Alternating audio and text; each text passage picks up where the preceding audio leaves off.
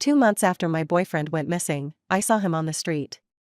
He was arrogantly talking to someone. Missing? Of course, I faked it. My girlfriend's too clingy, I needed to teach her a lesson.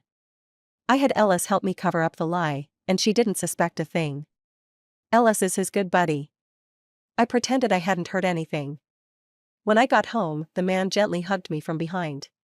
Any leads on him today? No. I kissed Ellis and said with false regret. He's probably really dead. 2 months after Duke went missing, I unexpectedly saw him. He was with his friends, still carrying that same arrogant attitude. Duke, since you disappeared, we barely get to see you. I couldn't help it. Duke said nonchalantly. Alice is too clingy, always controlling everything. I had to teach her a lesson. Where did you get the idea to go missing? I taught him. The girl next to Duke raised an eyebrow, clearly pleased.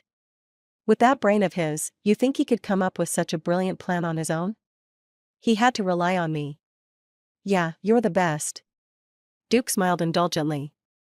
I recognized the girl. Gladys, the only girl in Duke's inner circle.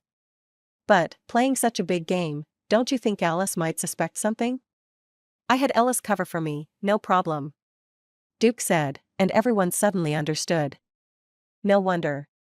With Ellis's backup, who would suspect anything? Gladys sneered, clearly, it's because Alice is stupid. I waited for Duke to refute her. But instead, he gently reassured her.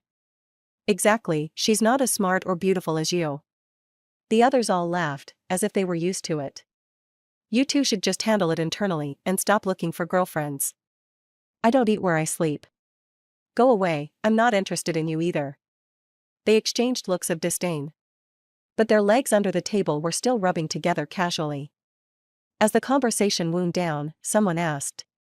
Being missing like this isn't sustainable, Duke. When are you planning to go back? Duke answered confidently. I'll go back when Alice is crazy enough looking for me. I was supposed to go to the police station today to report him missing. But I changed my mind. Instead, I bought my favorite snacks.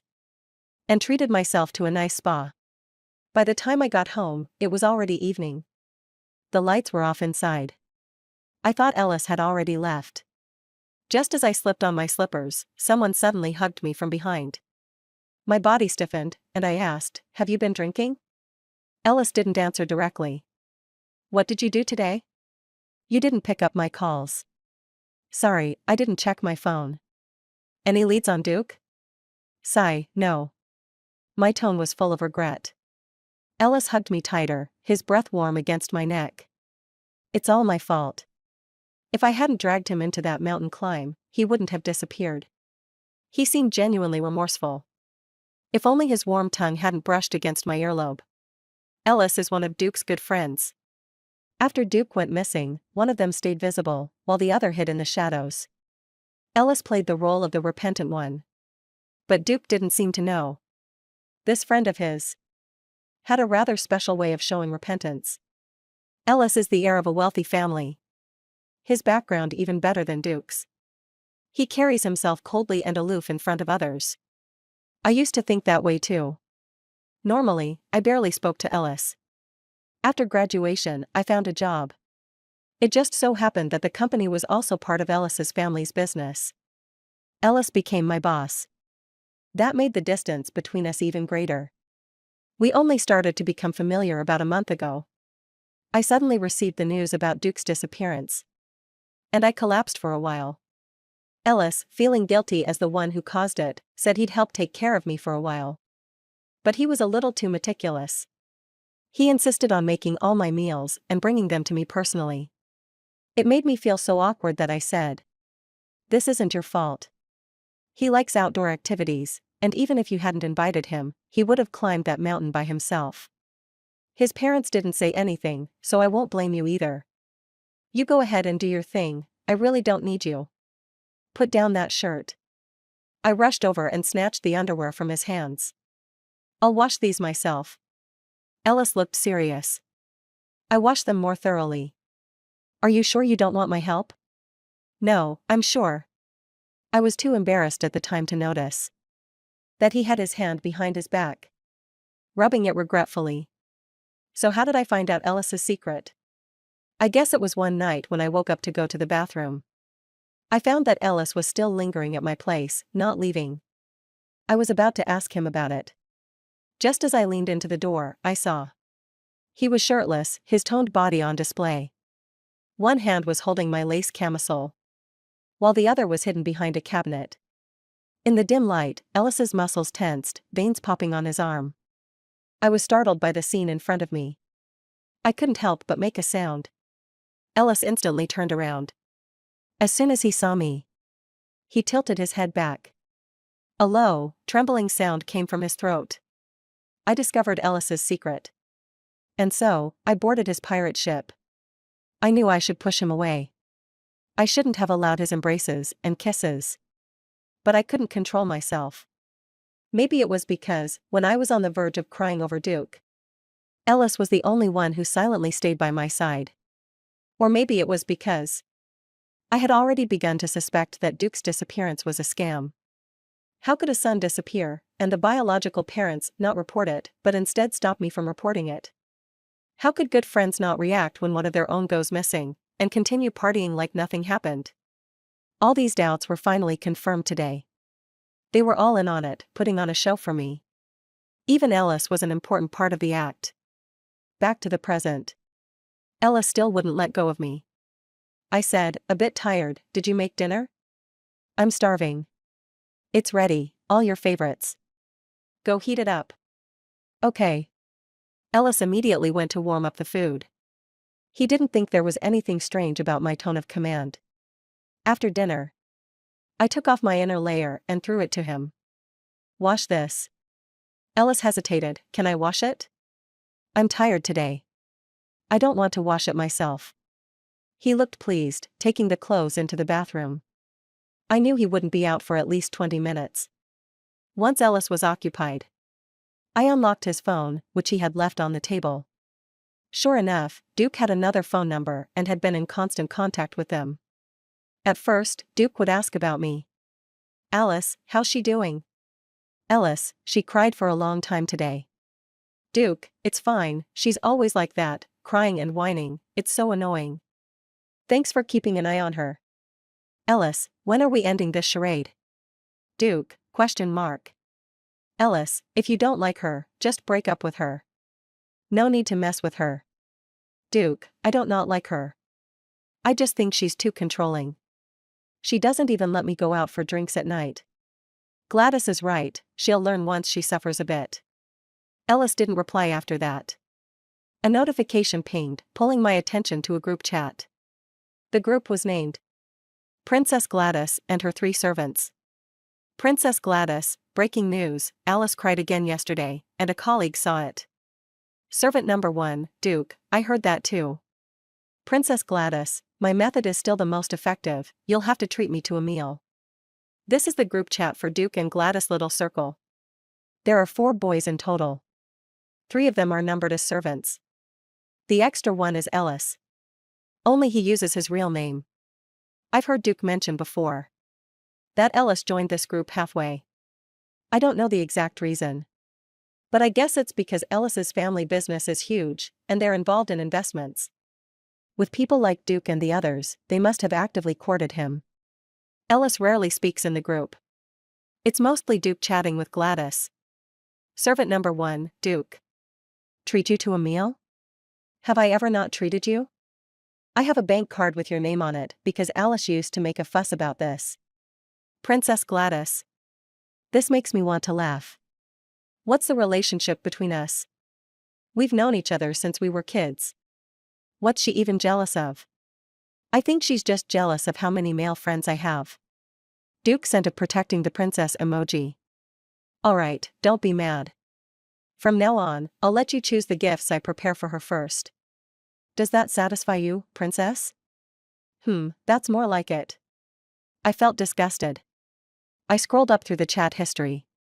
They chat almost every day. If you didn't know better, you'd think they were flirting. It turns out every time Duke is late for a date, it's because of Gladys. Even when I was sick, alone in the hospital getting in for, he was there with Gladys. Even the Valentine's gift he gave me, was something Gladys had left over. A new message popped up. Duke sent Ellis a private message. I just remembered something. I mimicked Ellis's usually brief responses.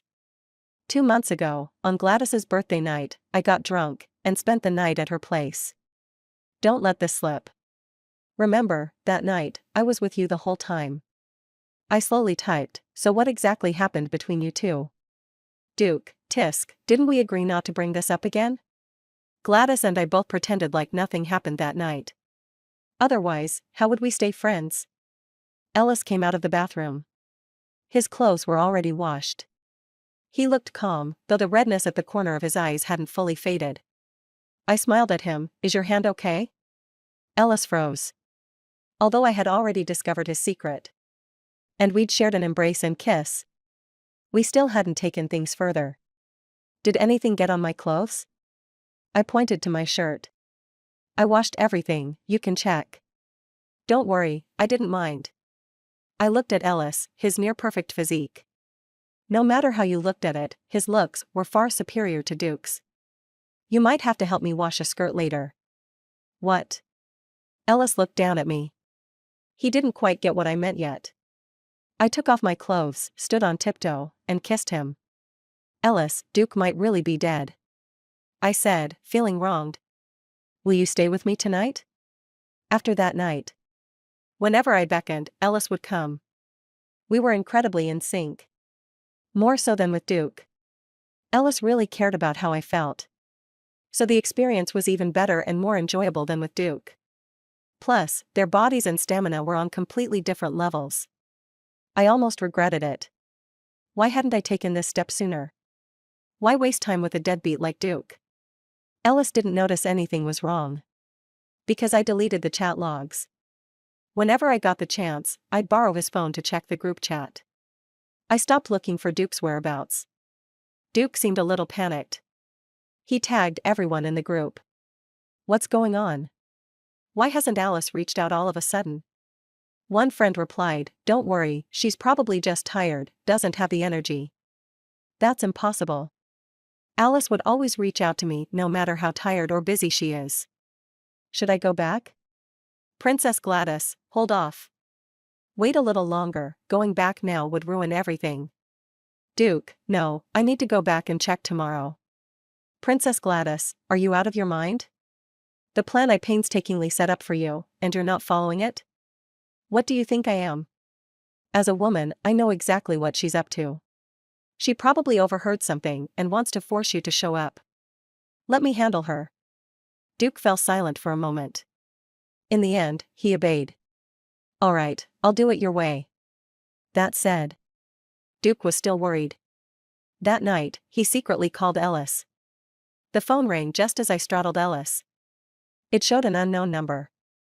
I pressed the answer button and held the phone to Ellis's ear. Hey, I just couldn't stop worrying, thought I'd check in on things. What's going on with Alice lately? Ellis thought I wouldn't be able to hear the voice on the phone. He answered vaguely, she's fine. Ellis, why does your voice sound strange? Is there a woman nearby? How did you know? I can tell just by listening. Am I interrupting something good? Maybe we should meet her sometime. Duke didn't finish his sentence. I suddenly spoke to Ellis, are you done? Pay attention. The phone fell silent for a moment. When Duke spoke again, his voice had changed. Ellis, who are you with right now? Ellis snapped out of his lustful haze. He quickly lowered the phone's volume, his voice calming down. You don't know her. But I could have sworn it sounded like Alice. You're mistaken. It's nothing, hang up, don't disturb me. Ellis hung up the phone. He rolled over and pulled me into his arms, his tone full of affection. Let's continue, I'll focus now. Don't continue. Aren't you worried Duke's going to rush over here? Ellis froze. I added, he's probably hiding in that house on the outskirts of the city, right? It'll only take him half an hour to drive here. You heard? To be honest, I've already seen him. Ellis's expression grew complicated. After a long pause, he processed everything. So you already knew he wasn't missing? Yeah. Doesn't this make you angry? I was angry at first, but then I realized, getting mad at someone like that is just bad for my health. The day I ran into Duke, I didn't rush up to confront him. I didn't shout at him. I didn't ask him why he lied to me. He was already so rotten. What could I expect from his mouth? I looked at Ellis. What about you? Don't you have anything to say? Ellis was the only one in their group who had opposed the faked disappearance plan. I was curious what had driven him to eventually agree to help. I owe him a favor. Ellis seemed to unload a heavy burden.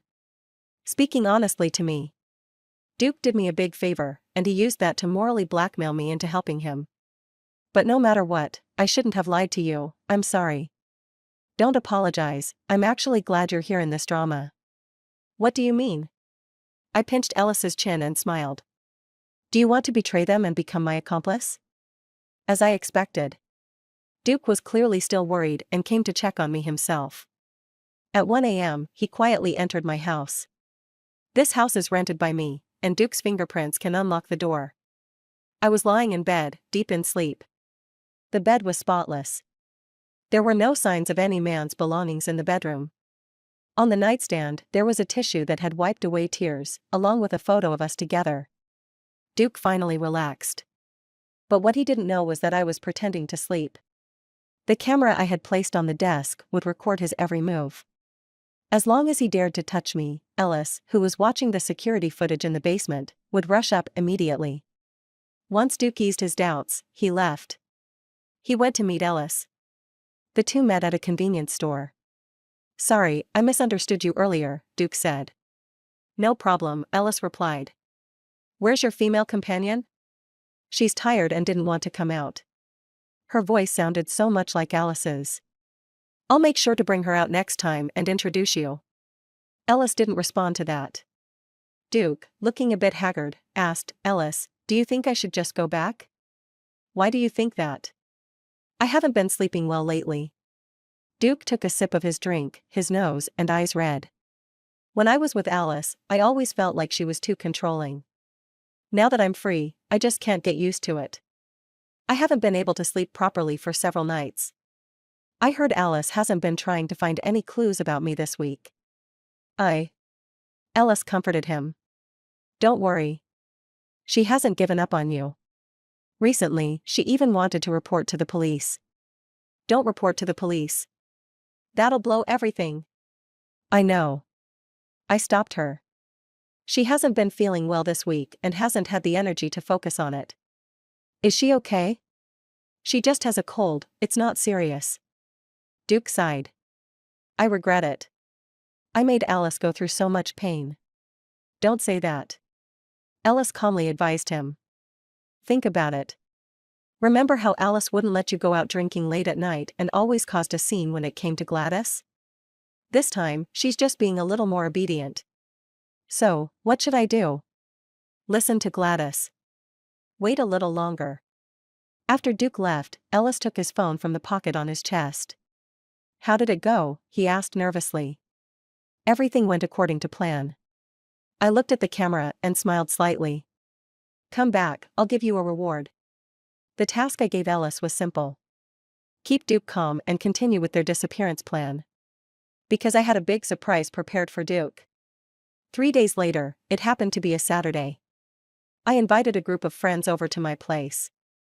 They were all old classmates of mine and Duke's. I had carefully decorated the house. Hanging in the center was a photo of Duke. Next to it were 6 black letters. Duke Memorial Service. My friends were all startled. Alice, what's going on? I was dressed in black, looking exhausted and sorrowful. He's been missing for over a month. Why didn't you tell us sooner? I didn't want to disturb your lives. His parents wouldn't allow me to say anything. So, he's still missing? We still haven't found him. Everyone gasped. My God, it's been more than a month and he still hasn't been found, that means. I heard the best time to rescue someone is within 72 hours. After 72 hours, the chances of survival are very low. As I listened to their discussions, tears streamed down my face. Stop talking, Alice is already so heartbroken. Yeah, their relationship was so good. Alice must be devastated. Everyone comforted me for a while. One old classmate asked, "Don't the police have any leads?" I shook my head, feigning sadness. "No report has been filed." "Why didn't you report it?" "His parents don't agree. They want to use the family's resources to look for him." "That makes sense. They're rich, so they probably don't want this to go public." "Exactly. Duke's parents have high-status jobs and a respectable image. If something like this got exposed, it would be disastrous." I wiped away a tear from the corner of my eye. Then I raised my head and looked at the phone, which was live streaming. I had already informed some friends who couldn't make it to the gathering because they lived far away. So, I decided to go live and let them join remotely. No one objected. The viewers were very enthusiastic. It was rare to see a live-streamed memorial service. Soon, a large group of people entered the live stream. Many of them didn't even know Duke, but still sent their condolences or lit candles. Of course, this sparked some discussions. How can a son go missing, and his parents refuse to file a report? Some viewers were suspicious. Yeah, shouldn't they have called the police right away? I found out that this family is pretty influential. Maybe they have their own rescue team? Impossible. I live near that mountain, and I haven't seen any rescue teams searching lately. I ignored these discussions. Don't worry. The other lead actor of this drama would soon make an appearance. As expected. Half an hour later, Gladys kicked open my door. "Alice, what are you doing?" She stormed in and ripped away the white cloth and photos. "He's not dead. Are you crazy?" I had a tear still hanging from my eye. In shock, I asked, What did you say?" "He's still alive." "You're an idiot." Oh, she didn't know that everything was being streamed live. Every word and action of hers was being recorded. She managed to get here so quickly because I had asked Ellis to notify her. "Gladys, I know you're good friends with Duke, but you don't have to comfort me like this. It's been over a month. I'm already mentally prepared." With that, I cried even harder. The number of viewers in the live stream kept rising. The comments got more and more lively, and people started criticizing Gladys, but she was oblivious to it all. "I'm telling you, Duke isn't dead. Stop all this morbid stuff." "Where's your proof?" I asked. "He's been with me this morning. He's alive and well." As soon as she said that, the room went silent. Everyone looked at her with strange expressions. I forced a smile. "Gladys, you shouldn't joke like this. Don't believe me? Look at this." She pulled out a selfie from her phone. Duke had bought her breakfast this morning. Gladys was wearing her pajamas, and the two of them were squeezed into the frame, almost touching. "Alice, I'm telling you the truth. He pretended to be missing because of you." Gladys crossed her arms and looked down at me. "Because you were too annoying. Duke couldn't get rid of you, so he had to use this method to hide from you." My face turned pale, and I almost collapsed. I was supported by a classmate beside me. "You mean, he couldn't bring himself to break up with me, so he used this kind of emotional manipulation to trick me?" "Don't blame him. If you're going to blame someone, blame yourself. Your parents are just regular workers. What made you think you deserved Duke? Getting dumped was just a matter of time." I did some quick calculations in my head. It was the critical moment.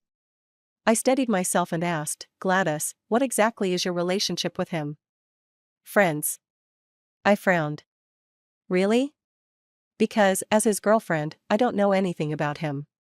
"But you? Are you sure you two are just friends?" Gladys said with an unhappy expression. "Do you even know what childhood sweethearts mean? He's willing to share everything with me. I'm the closest person to him, after his parents." A friend next to her couldn't take it anymore and spoke up. "You guys have no sense of boundaries. You're just the mistress. You think you're so noble, hiding behind the guise of friendship. Disgusting. Alice, he's not worth it." "Alright, that's enough for now." Gladys' little drama was temporarily over. I made up an excuse about being tired and sent everyone away. Then I turned off the livestream. Next up, the male lead would appear. The reason Gladys went first was because Duke happened to be out of town today. Thanks to Ellis, I was able to keep track of everyone's movements with precision. Duke had seen the livestream. He called me countless times. He sent me an endless stream of apology messages. At 9 p.m., Duke finally returned to a city. He didn't even take a moment to rest and came straight to find me. But he didn't come alone. He brought Ellis with him. The moment he saw me, he broke down crying. "Alice, I really didn't mean it. I was just in a rush and agreed to the plan without thinking." I coldly looked at him. "Did you have fun this past month?" "I've been in pain." Duke dropped to his knees in front of me. "At first, I just wanted to teach you a lesson, make you listen to me. But after that, I couldn't sleep at night. All I could think about was you." "All you could think about was me?" "That didn't stop you from buying breakfast for other women, though." Duke froze. "I only see Gladys as a friend. If you don't like her, I won't hang out with her anymore. But I think you two are more suited for each other." "No, no, no," Duke quickly shook his head.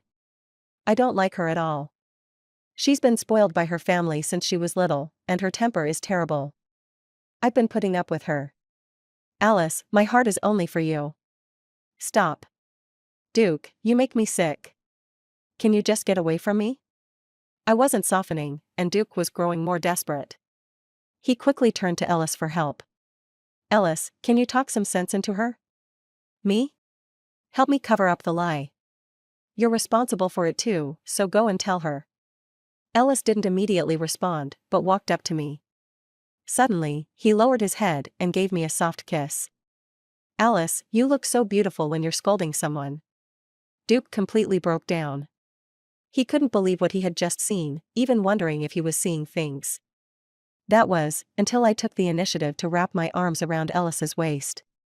Duke's face turned red in anger, and he swung his fist at Ellis. Of course, he was no match for Ellis. When Ellis dodged, he still made sure to protect me. Duke yelled, "I helped you, how could you steal my woman? First of all, Alice isn't anyone's woman. She's her own person.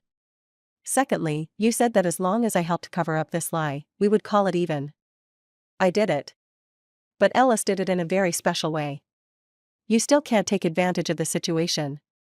Don't you think you're disgusting?" "Disgusting? Yeah, I am." Ellis smiled. His almond-shaped eyes curved into a beautiful arc. "Duke, from the moment you decided to lie to her, I've been preparing to take my place." In the end, Duke was driven away by Ellis. I also took the opportunity to delete his fingerprint lock. He stood outside all night. It just so happened that it rained the entire night as well. Duke was drenched to the bone, looking especially romantic and sorrowful. But I only felt disgusted. Thinking about how he had slept with Gladys made it even worse. Later that night, I asked Ellis to carry me to the window. The curtains and lighting reflected our figures. In the heat of the moment, Ellis gently bit my shoulder. His eyes peeked through a crack in the curtains, looking down. "He looks like he's about to lose it." "Let him lose it." Ellis trembled slightly. "Alice, I'm so happy." "Why's that?" "I've been waiting for this day for a long time." Duke really did go mad. He kept calling us, and even came up to smash the door. In the end, I called the police, and that's when he finally calmed down. The night passed, and the livestream video was still spreading. Thanks to Gladys.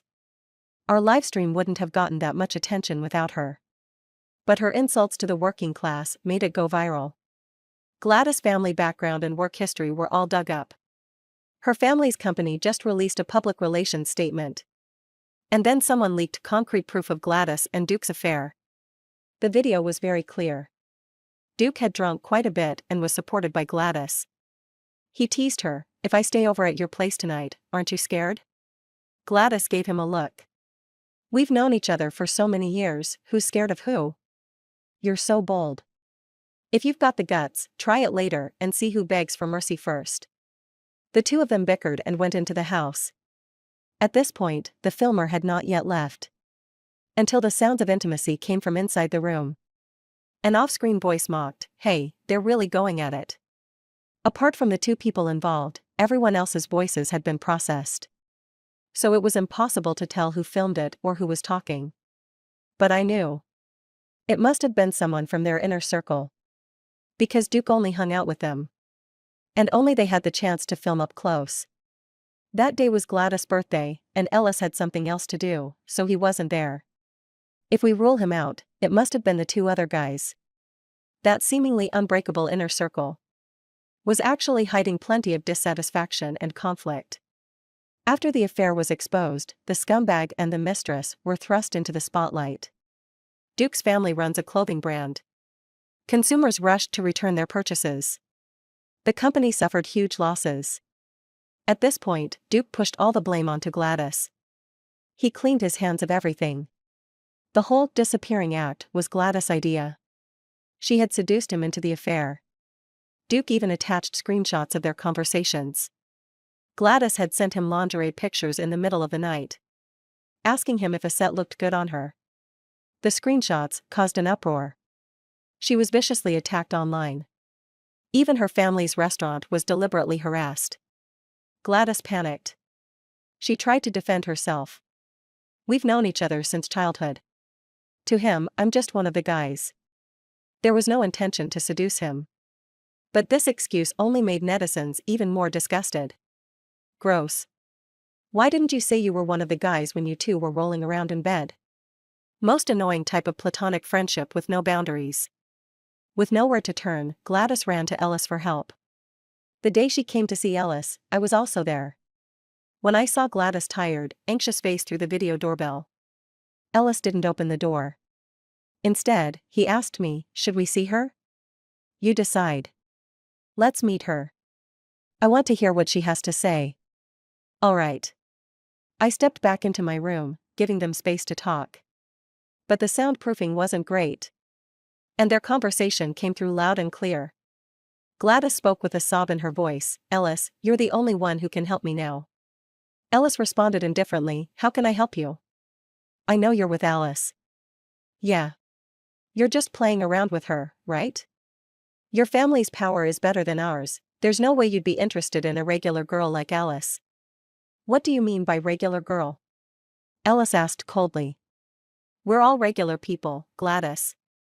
At this point, what are you still so proud of? Gladys choked, not daring to contradict him. "Anyway, all you need to do is come out and say that Alice orchestrated everything to cheat on you. Once it's done, I'll introduce you to more beautiful girls." Ellis snorted, "That's not happening." Gladys got anxious. "Aren't we good friends? Without Alice, who would be friends with you?" What? Don't understand? Let me be clearer. I only joined your hypocritical little group because of Alice." At this, not only was Gladys shocked, but so was I. Ellis continued slowly. "I met Alice in my first year of college and was impressed by her. Unfortunately, back then, I didn't get a chance to ask her name or contact info. By the time I saw her again, she was already with Duke." Gladys gasped. "So you joined us, just to—" "Yeah, to find a chance to seduce Alice." "You're crazy. They'd been together for 2 years. I've been waiting for 2 years too." Ellis smiled proudly. "Good things come to those who wait. Finally, I got my chance." "So you agreed to help Duke cover up his lie because—" Ellis nodded. "On the surface, it's to return Duke a favor. But in reality, I had my own plan from the start. In this grand farce, everyone had their own agenda. Only Ellis had kept his hidden until the very end." Gladys went pale. "You're a freak." "Same to you." After Gladys left, I crossed my arms and said to Ellis, "Wow, you even kept this from me. If I didn't, how could I rise to the top?" "What do you mean?" Ellis looked a bit helpless. "I'm supposed to be Duke's good buddy. If I confessed to you early on, you wouldn't have given me a chance. So I thought about it and decided to play the bad guy. I seduced you, made you fall for me, and took the blame for everything." Ellis appeared in my life as if he were a repentant sinner. He took care of me in the smallest details, pretending to casually show off his good physique, while no one else knew. He performed a one-man show, playing the role of a suave, competing bachelor.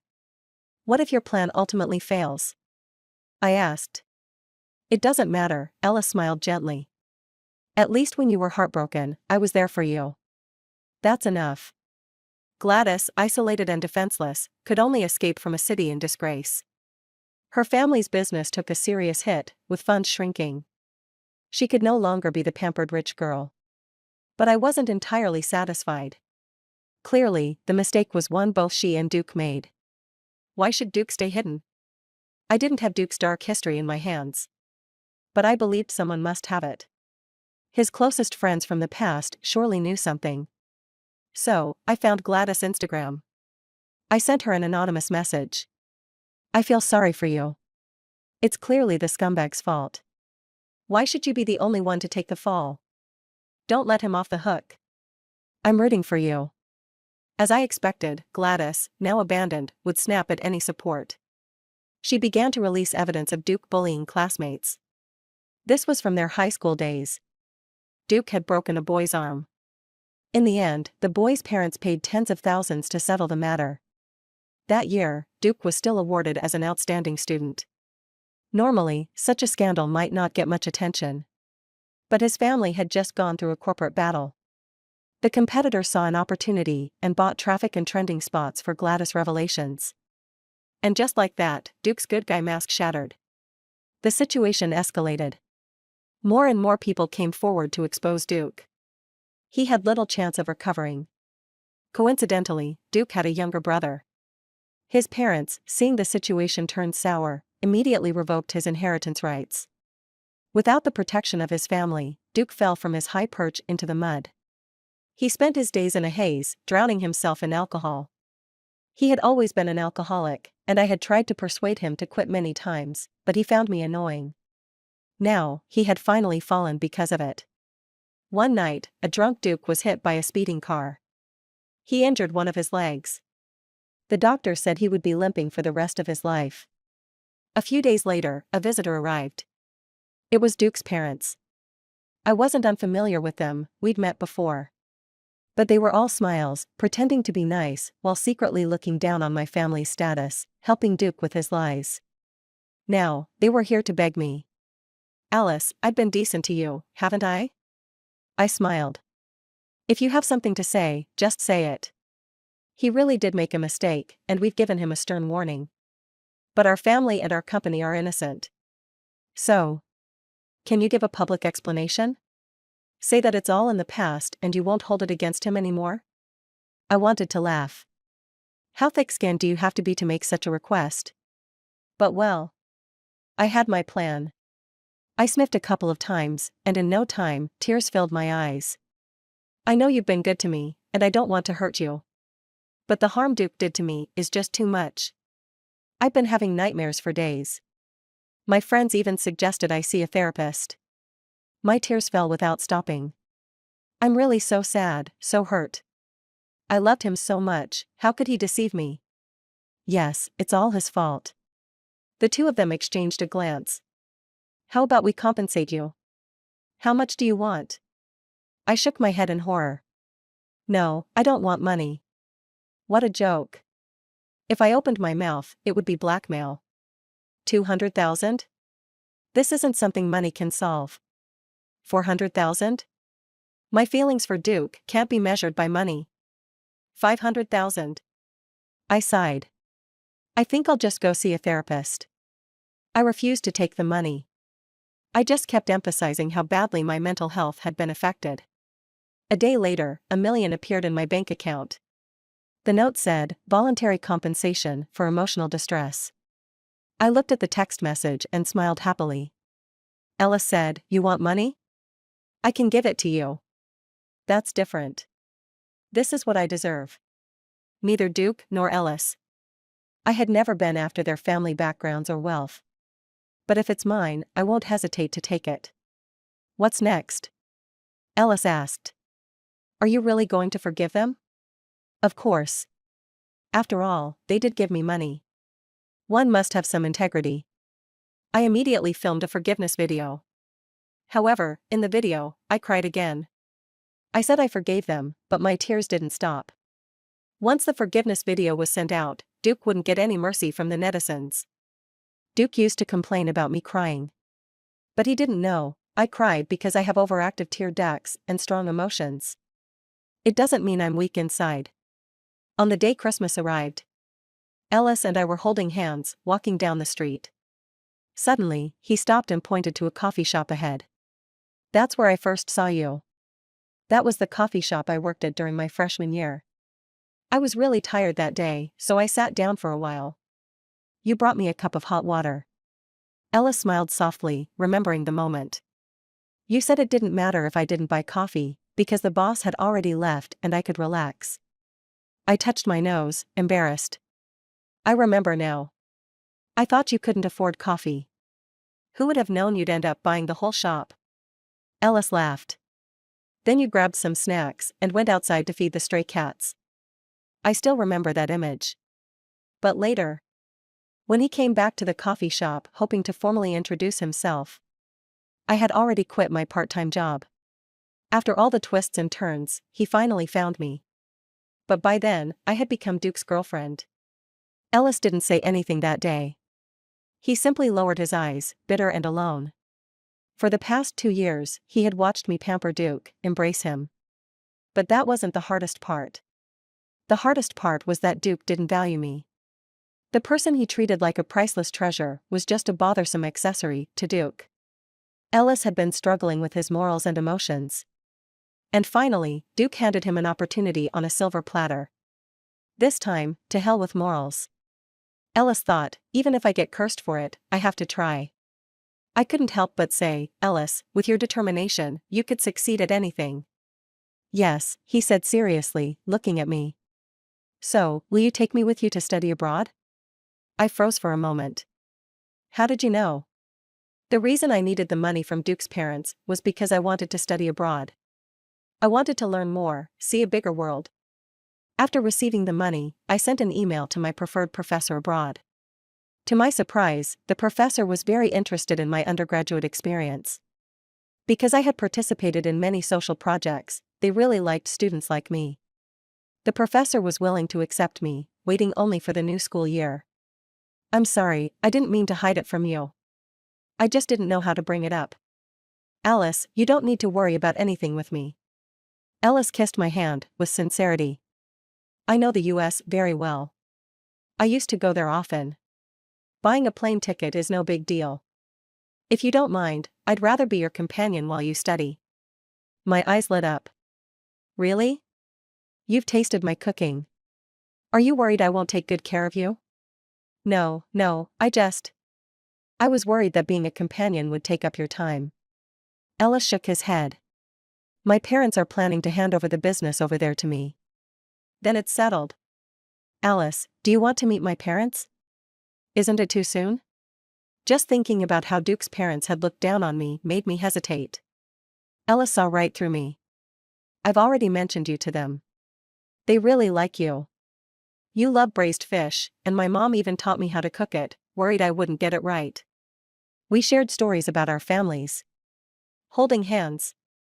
Walking through the first snow of the year. 9 months later, Ellis and I boarded the plane to the US. My parents and Ellis's parents came to see us off. Ellis's dad kept giving him advice. "When you get there, take good care of Alice. Make sure you cook what she likes. If you need money, let me know. I'll send it to you." As expected, they were loaded. Ellis's mom was bustling around. "If he bullies you, tell me. Don't worry about anything, just focus on your studies." "Thank you." The weather was clear today, perfect for flying. I was heading toward a better future. The future was ahead. And my loved one by my side. Everything was just right. May we never be confined by labels. Whether we're thin or emotional. As long as our hearts are brave, we will always shine. The end.